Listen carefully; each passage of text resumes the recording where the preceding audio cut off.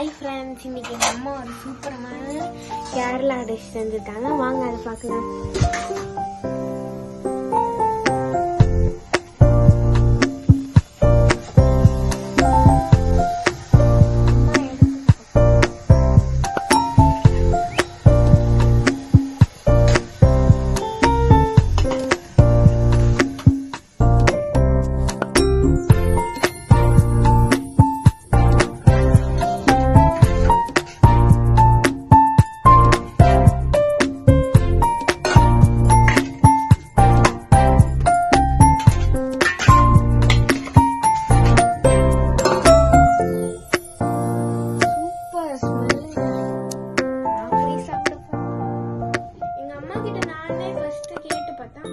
தெரிஞ்சிச்சு இது வெறும் வாழைப்பழம், ரவையும் வெல்லமும் மட்டும் தான் சேர்த்துருக்காங்களா.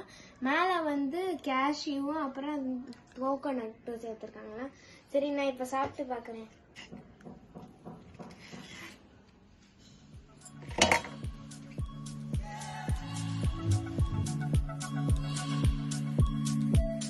பாருங்க எவ்வளோ சாஃப்டா இருக்கு.